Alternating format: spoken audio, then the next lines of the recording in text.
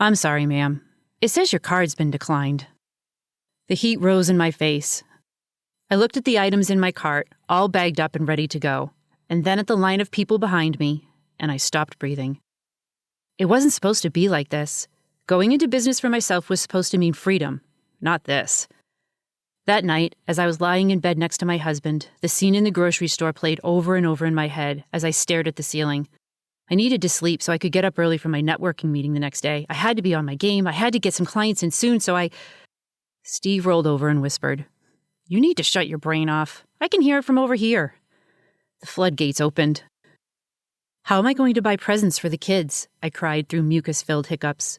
What mother can't buy groceries and Christmas presents for her kids? Steve said, "I can buy presents for the boys. Stop worrying about it. They are my stepsons now. And everyone has ups and downs, right?" "Yes," I replied. "But it's been 6 months since I brought any money in. How did I get here? Maybe everyone is right. I'm not cut out for this and I should just go find a job." Weeks later, I found myself staring at the blinking cursor on my Word document. I had to get this blog post finished. I had not published anything in months. No wonder I didn't have any new clients. But what could I write about that wouldn't make me feel like a complete fraud in that moment? How could I tell people how to get more business when I couldn't do it for myself? Maybe Steve is right, I thought. This is just a downtime. Plenty of business owners work a job and do their own thing on the side. The economy is turning around, more people are hiring, and I must provide for my family. This crazy idea that I can be my own boss and design my life the way I want will have to wait.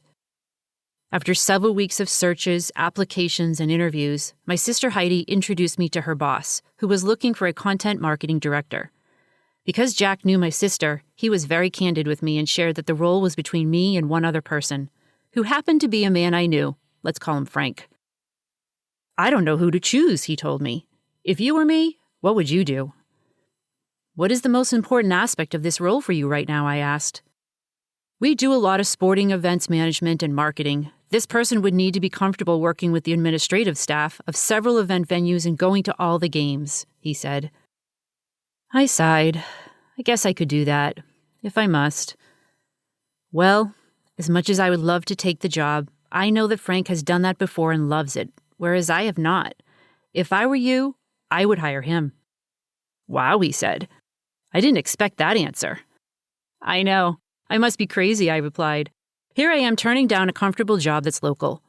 But I believe Frank is a better fit for what you need, and I wouldn't want to put you, Heidi, or me in a position where we regretted the decision. I can find another opportunity that is a better fit." "Please let me know how I can help," Jack said. "I appreciate your honesty in helping me figure this out. You made this decision a lot easier. I'm going to ask around to see who might need your services." That was a surprise. No one had offered to do that before. If only every interview or sales conversation went that way.